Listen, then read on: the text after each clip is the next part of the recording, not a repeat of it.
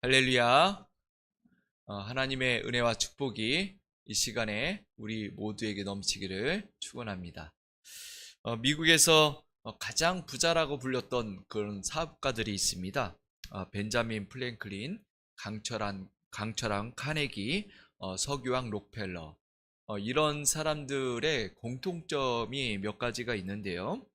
그들이 회사에서 경영하는 가운데 노동자들이 파업을 일으키고 폭동을 일으켰던 적이 있습니다. 그럴 때 이들이 그 노동자들을 진압하는 과정에서 공권력을 투입하고 하면서 강제 진압을 했다라는 거예요. 그러는 가운데서 많은 사상자가 나왔고요. 그리고 그 가운데 경찰의 총에 맞아서 죽은 사람들도 여러 됩니다. 그럼에도 불구하고 그들이 사회에 지탄을 받지 않고 거의 많은 사람들이 그들을 존경하고 그들을 비난하지 않았습니다. 그 이유는 그들의 재산의 90% 이상을 사회에 환원했기 때문에 그렇습니다. 누군가 자본주의의 꽃이 주식이라고 얘기를 한 사람이 있습니다. 그러나 진짜 자본주의의 꽃은 기부문화예요.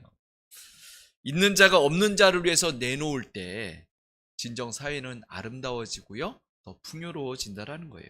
오늘 말씀도 그런 나눔에 대한 그런 이야기입니다.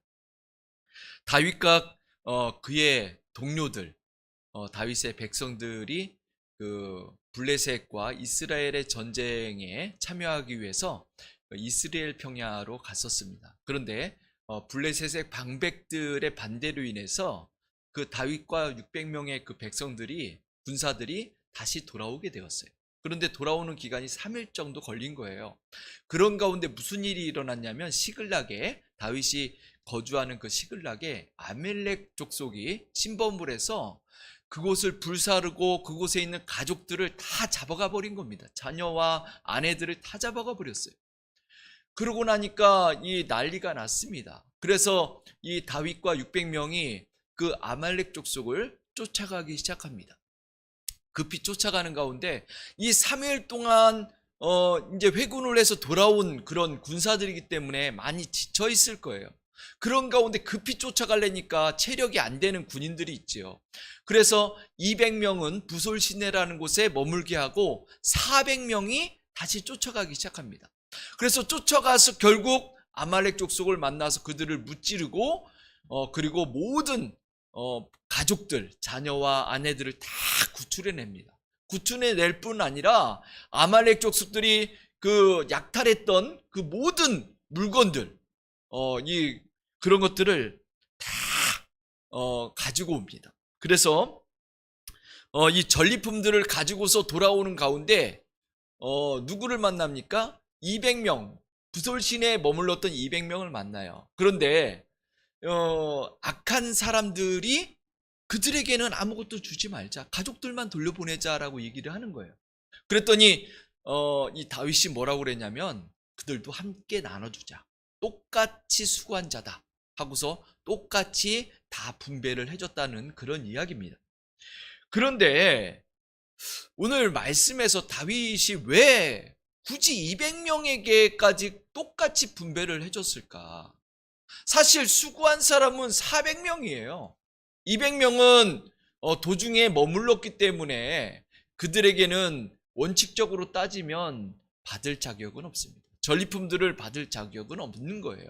오늘 말씀에 보면은 이 성경에서는 악한 자다, 그 불량배다라고 이렇게 표현하는 사람들이 있지만, 이것이 성경이 후대에 쓰여졌기 때문에 그들을 악한 자로 몰아가서 그렇게 기록한 거지, 사실은 그때 상황으로 봐서는 많은 사람들이 그렇게 얘기했을 거예요. 우리는 받아서 마땅하지만 저들에게 똑같이 분배하는 것은 공평치가 않다라는 거지요. 그렇지 않겠습니까? 목숨을 걸고 싸운 사람들과 그리고 쉬면서 기다렸던 사람들과 어떻게 똑같습니까? 만약에 이것이 시장 논리와 경제 논리로 적용되어진다면 세상은 누가 가서 일하겠습니까? 아니, 쉰 사람이나 그리고 일한 사람이나 똑같다고 하면은 이것은 공평하지 않은 거 아니에요. 그래서 사회주의가 안 되는 이유가 바로 이것 때문에 그렇습니다. 똑같이 일하고 똑같이 분배해 준다? 누구는 더 열심히 일하죠. 누구는 더 능률이 높은 사람들이 있지요. 그런데 그것을 똑같이 분배한다라는 것이 이것이 쉬운 것이 아닙니다. 그런데도 불구하고 다윗은 똑같이 분배를 해줬다라는 거예요. 왜 그랬을까요? 왜 다윗은 이렇게 나눠주고 똑같이 대우해 줬을까? 그것은 다윗은 시장 경제나 그리고 세상의 경제 논리로 대우해 준 것이 아니라 하나님의 경제 논리로 그들을 대우해 주고 분배해 준 것입니다. 그러면 다윗이 보고 있는 하나님의 경제 논리는 무엇인가? 우리 그리스도인들이 배워야 될 하나님의 경제 논리는 어떤 것인가를 우리가 함께 살펴봐야 됩니다. 그 첫 번째가 하나님의 공동체는 모두 함께 나누고 행복해야 된다라는 거예요. 다윗이 바라보는 이 하나님의 경제 논리는 모두가 공통적으로 모두가 함께 나누고 함께 행복하자. 모두가 하나님의 공동체라는 겁니다. 다윗이 볼 때에는 싸운 자나 싸우지 못한 자나 한 공동체라는 거예요. 그들이 싸우기 싫어서 안 싸운 것이 아니라 같이 오다가 지치고 피곤해서 그들이 머물렀을 뿐이라는 거예요. 그들도 수고했고 한 동료라는 겁니다. 그래서 그 싸우고 돌아온 자, 그들에게 가지고 있는 것들, 그들도 마땅히 쉬고 있는 사람들에게도 나눠줘야 마땅하다라는 거 받을 자격이 있다라고 본 겁니다. 또 한 가지는 이 400명만 전리품을 가지고 기뻐해요. 그런데 남아있던 지쳐 있었던 200명들, 그들에게 아무것도 안 줬다. 무슨 일이 벌어질까요? 시기심이 생기겠죠? 반목이 생기겠죠? 우리는 뭐야? 우리는 차별 대우하는 거야? 우리도 나름 마음은 한 마음이었는데 라고 하면서 차별 의식을 느끼고 그러면서 반목이 생기고 갈라지게 될 수 있습니다. 다윗은 거기에서 지혜를 발휘한 겁니다. 모두 함께 나누자. 모두 함께 기뻐하자. 이것이 바로 하나님의 나라입니다. 그래서 후대에 이스라엘의 그 율례가 되고 규례가 되었다라고 말씀하고 있어요. 이 말씀 성경이 기록될 때까지 다윗이 죽고 난 후에 한동안 이스라엘의 규례로서 전쟁에 나간 자들이 가지고 돌아온 거는 그 남아있던 사람들, 그 가정을 지키고 그리고 사회를 지키고 그 구성원들에게 그들에게도 함께 나눠주는 일을 했다라는 거예요. 이게 바로 하나님의 공동체의 아름다운 모습이라는 겁니다. 그래서 여기 원어에 의하면은 분배하다라는 이 단어가 어떤 단어냐면은 매끄러운 돌을 나누다라는 그런 의미예요. 매끄러운 돌을 나눈다라는 것이 뭐냐면 제비를 뽑을 때에 이 돌이 다 똑같아야 되지 않습니까? 어떤 돌은 뾰족하고 어떤 돌은 네모나고 그러면은 사람들이 이게 표식인가 보다 하고서 그거를 뽑겠지요. 다 똑같아야 공통적으로 똑같이 분배가 되는 것처럼 그것처럼 이 매끄러운 돌을 나누는 것처럼 모두가 차별 없이 똑같이 나눈다라는 거예요. 그 하나님의 나라도 마찬가지입니다. 기독교가 그 하나님의 성령이 초대교회에 임했을 때에 기독교인들이 했던 행동 중에 첫 번째가 뭐냐면 자기의 것을 가져왔어요. 자기가 쓰고 남은 것들, 아니면 자기에게 필요 이상으로 많은 것들, 내게 넘쳐나는 것들, 2개가 있으면 하나 가져오는 거예요. 아니면 내가 같이 쓰고 싶으면 가져오는 거예요. 그래서 그것을 같이 나누고 같이 썼습니다. 누구든지 자기 것이라고 하지 않았다라는 거예요. 그리고 또 그 사도행전 6장에 보면은 초대교회에서 최초로 직분자를 세운 그런 사건이 있습니다. 그 사건이 일어나게 된 계기가 뭐냐면은 그 헬라파 유대인들, 헬라인들 중에서 그 예수님을 믿은 사람들을 이야기하는 거예요. 헬라파 유대인들이 그 히브리파 유대인들, 그러니까 히브리인들 중에 유대인들 중에 예수님을 믿은 사람들, 이들하고 공평하지 않다라는 거예요. 그 과부들에게 구제를 하는데 이 히브리파 유대인들에게는 더 잘해주고 그들에게 나눠주는데 헬라파 그 헬라인들 중에서 예수님을 믿은 그 과부들에게는 안 나눠주는 거예요. 빠지는 거예요. 그러니까 공평하게 나누기 위해서 직분자 7명을 세웁니다. 그래서 그분들이 바로 7명의 집사예요. 그래서 이 직분이라는 것은 원칙적으로는 모두가 공평하고 행복하고 나누기 위해서 세워진 겁니다.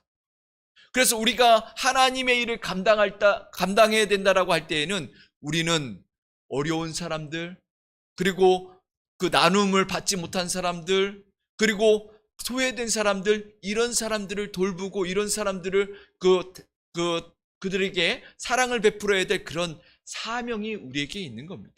그래서 우리가 직분을 감당할 때에는 그런 분들이 있는가 없는가 그들을 살피는 그런 사역들이 이루어져야 됩니다. 또한 성경에서 약자라고 하는 사람들이 있지요. 보통 어떤 사람들을 약자라고 합니까? 고아, 과부, 나그네. 성경에서 3대 약자입니다. 고아, 과부, 나그네. 그런데 이 고아, 과부, 나그네가 왜 약자입니까? 먹을 것이 없어서 가난해서, 물론 그렇지요. 그들에게는 홀로 생활하기 때문에 그렇습니다. 누가 돌볼 사람이 없어요. 고아를 누가 돌봅니까? 자기 가정 돌보기도 바쁜데. 과부, 남편이 없으니까 이 유대 사회에서는 먹고 살기도 힘들어요. 그리고 나그네, 자기 가정이 없는 떠돌아다니는 사람들, 그들을 돌봐줄 수가 없어요. 그렇기 때문에 그런 사람들이 있을 때에는 공동체에서 그들을 돕자라는 겁니다. 그들을 나눠줘야 된다라는 거예요. 홀로 있는 것은 외롭고, 그리고 혼자 있다라는 것은 약자가 될 수밖에 없다라는 거예요. 그래서 하나님의 나라는 혼자 있는 자들, 그리고 어려움에 빠진 자들, 그리고 영적으로 외로워하는 자들, 이런 자들이 있다면은 그들을 돌보고 그들을 살피고 그들에게 주님의 사랑을 나눠주는 그런 일들이 이루어져야 된다는 거예요. 우리 행복나누리 교회는 홀로 있는 자들, 그리고 홀로 외로워하는 자들, 영적으로 그리고 외톨이가 되는 자들, 이런 이들이 있어서는 안 됩니다. 그래서 하나님의 그 은혜 가운데 어려운 자들에게 나눠주고 베풀고 힘을 보태주고 위로해주고 하나님의 사랑을 나눠줄 수 있는 주의 자녀들 되기를 바랍니다. 코로나가 언제 끝날지는 몰라요. 이게 변이 바이러스가 계속 일어나고 확산이 더 되어지고, 또 우리가 백신을 맞는다고 하더라도 더 강한 백신을 맞아야 될지도 모릅니다. 그런 가운데 우리가 아름다운 공동체가 되기 위해서는 함께 나눔이 있기를 축원합니다. 우리가 그로 인해서 하나님의 사역들을 이루어갈 수 있기를 바랍니다. 두 번째로 이 다윗이 물질을 나눠주었던 것은 그 물질은 하나님의 것이다라는 개념이 있었기 때문에 그렇습니다. 원래 이것은 우리 것이 아니었다라는 거예요. 그래서 오늘 말씀 23절에도 보면 이렇게 이야기하고 있습니다. 다윗이 말하기를 나의 형제들아 여호와께서 우리를 보호하시고 우리를 치러 온 그 군대를 우리 손에 넘기셨은즉 그가 우리에게 주신 것이다 라고 얘기합니다. 이게 무슨 말이냐면은 다윗이 그 시글락에 왔을 때에 그 이스라엘 평야에서 그곳에서 다시 귀환해서 600명과 함께 시글락에 자신의 성에 돌아왔을 때에 아말렉 족속으로 인해서 그것이 불타버리고 아무것도 없었습니다. 거기에서 그 600명의 군사들이 어떻게 했냐면은 울다가 지쳐서 분노를 합니다. 그리고서 다윗을 돌로 치려고 해요. 그때 다윗이 했던 것이 뭐냐면은 하나님 앞에 기도하기 시작합니다. 하나님 앞에 부르짖어서 기도해요. 그리고는 이 아비아다를 불러가지고 에봇을 가져와라. 그리고 하나님 앞에 물어봐요. 하나님 어떡합니까? 쫓아갈 수 있습니까? 그러니까 쫓아가라.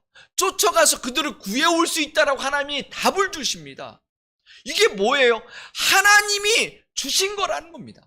하나님이 응답하셨고 하나님이 함께 도우시지 않았다면 아무것도 얻을 수 없는 빈털털이었다라는 거예요. 처음부터 아무것도 없었습니다. 처음부터 가진 것이란 없었어요. 그래서 그들이 가서 하나님의 도우심과 하나님의 말씀을 따라서 가서 싸웠고 구출해 왔습니다. 만약에 싸우는 가운데 패하게 했다면 어떻게 됐을까요? 다 죽었어요. 전리품이 뭡니까? 생명도 구하기도 힘든 거예요. 그런데 놀라운 것은요, 자기들이 승리한 것뿐만 아니라 가족들도 한 명도 안 죽었다라는, 이게 하나님의 은혜 아닙니까? 가족들, 자녀들, 아내 모두 한 명도 안 죽었다라는 거예요. 다 살려왔고, 그리고 전리품도 얻어왔다라는 거예요. 그렇다면 이 다윗과 그리고 군사들이 볼 때에는 이 생명이 더 중요합니까? 전리품이 더 중요합니까? 생명이 더 중요하죠. 생명 얻은 것만 해도 감사한 거예요. 그렇다면 이 전리품은 하나님의 선물입니다. 하나님이 주신 선물인데 이것을 내가 독차지해? 그건 아니라는 거죠. 그래서 함께 나누는 그런 즐거움이 있어야 된다. 이게 다윗의 그런 마음이고요, 하나님의 공동체를 생각하는 마음인 겁니다. 그래서 하나님이 도우시고 하나님이 함께 하셨기 때문에 하나님 때문에 얻은 것이지 우리가 노력해서 우리가 잘해서 얻은 것이 아니라는 겁니다. 모든 것은 하나님이 주셨다라는 것. 우리 하나님의 백성들이 이 땅에서 살아가는 동안에 이 물질에 대한 개념이 어떤 마음으로 가져야 되는가 우리가 생각해 봐야 됩니다. 내가 노력해서 내가 힘써서 얻은 것이 아니라 하나님이 내게 재능을 주시고 하나님이 내게 물질을 얻을 수 있는 상황과 기회를 주시고 모든 여건들을 허락하셨기 때문에 우리가 가질 수 있었고 더 많이 얻을 수 있었던 겁니다. 더 풍족해질 수 있었다는 거예요. 그래서 우리가 내가 독식하려고 하는 것이 아니라 욕심을 부리려고 하는 것이 아니라 그것을 통해서 나눠주고 베풀고 할 때에 하나님의 놀라운 일들, 하나님의 사랑의 공동체가 이루어지는 겁니다. 세상 사람들이 왜 물질에 욕심을 낼까요? 내 것이라고 생각하기 때문에 그렇습니다. 내가 소유해야 된다. 내가 더 많이 가져야 된다. 내가 쌓아야 된다. 그런 마음이 있기 때문에 그래서 욕심을 내는 겁니다.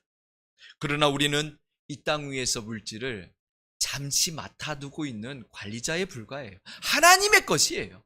그래서 우리는 잠시 맡고 있는 겁니다. 그것을 잘 관리해서 그래서 그것을 나눠줌으로 인해서 하나님의 칭찬이 있는 주의 자녀가 되기를 바랍니다. 그래서 성경에도 보면 지혜로운 청지기에 대해서 얘기할 때 자기가 빚졌는데도 불구하고 그 창고에 있는 거, 주인의 창고에 있는 그 물건을 다른 사람, 빚진 사람들한테 와가지고 이야기합니다. 100개면 50개라 써라. 30개면 10개라 써라. 그래가지고 그들을 감면해주고 그들에게 마음을 평안해줘요. 나눠줘요. 이게 뭡니까? 청지기의 삶이라는 거예요. 내가 더 많이 가지면 뭐합니까? 내가 더 누리면 뭐합니까? 하나님의 것을요, 우리가 나눠주고 베풀고 할 때에 우리의 마음은 기쁘고 가벼워지는 겁니다. 미국의 그 재벌가들이 존경받는 이유가 기부 때문이라고 그랬어요. 그런데 미국의 그 재벌가들 중에 큰 재벌가들, 정말 그런 사람들은 재산을 90% 이상 기부를 한다고 그래요. 그래서 빌 게이츠, 마크 저커버그, 그리고 워렌 버핏, 그리고 마크 저커버그나 그 워렌 버핏 같은 사람들은 99%를 기부를 하겠다라고 그렇게 약정을 했습니다. 그게 뭐냐면 기빙 플레지라는 그 이제 용어를 쓰는데 그게 뭐냐면 기부 약속이에요.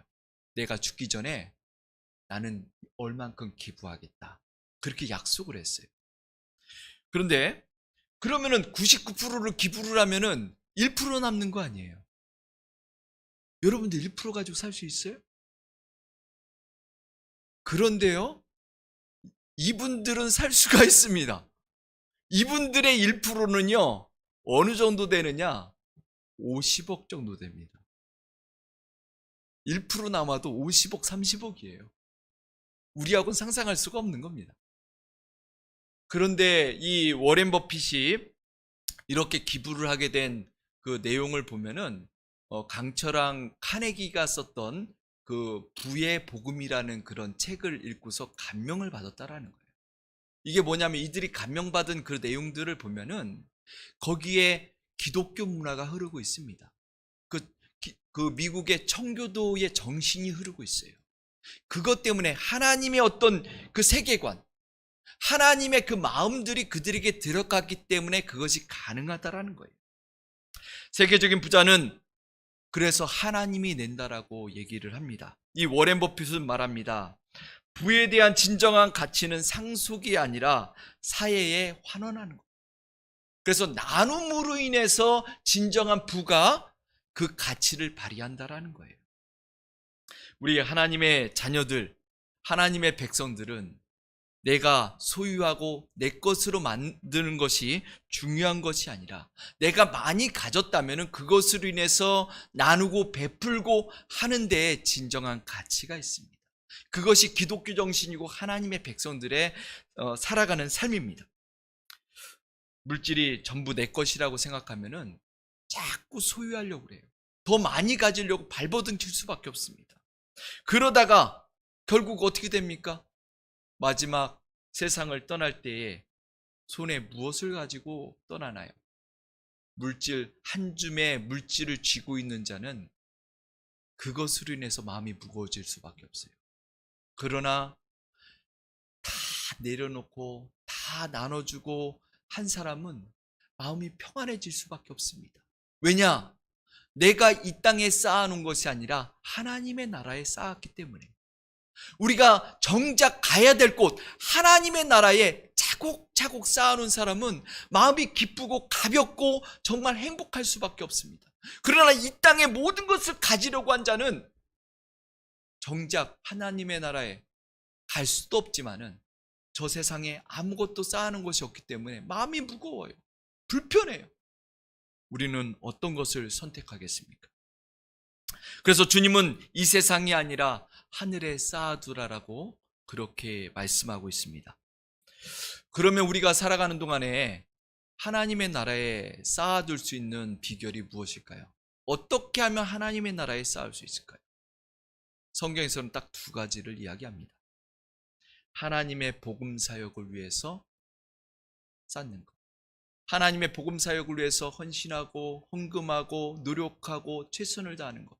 이것이 하나님의 나라에 쌓는 비결이라고 이야기합니다. 또 한 가지는 어려운 사람들을 위해서 나눠주고 베푸는 것, 부재하는 것. 우리의 주변에 어려운 사람들이 있다면, 도울 사람들이 있다면 그것을 돕는 것, 그것이 바로 하나님 앞에 하나님의 나라에 쌓아두는 거라고 이야기합니다. 유대인들은요, 주변에 있을 때에, 공동체 마을에 있을 때에 가난한 사람, 고아, 과부, 나그네가 있을 때에 돕습니다. 그러나 이방 땅이라든가 다른 나라의 사람들이 고아, 과부, 나그네 어려운 사람이 있으면 안 돕습니다. 왜냐하면 그들은 하나님의 백성이 아니라는 거예요. 그들은 우리가 도와야 될 대상이 아니라는 겁니다. 그러나 하나님의 기독교 정신, 하나님의 성령이 임한 사람, 하나님의 은혜가 임한 사람은 모든 사람들을 도와야 됩니다. 그래서 우리가 도울 수 있는 비결은 하나님의 은혜가 임했을 때에 가능합니다. 하나님의 은혜가 임하지 않으면 도울 수가 없어요. 그 마음이, 그 은혜가 있는 사람만이 하나님의 사역을 감당할 수가 있는 겁니다. 워렌 버핏은 99%를 기부를 해도 50억이 남으면은 그래도 부자 아닙니까?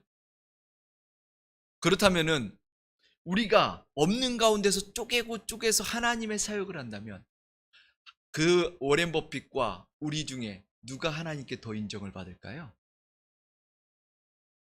아무래도 가난한 사람, 어려운 사람들이 하나님의 일을 할 때에 더 인정을 받을 것입니다.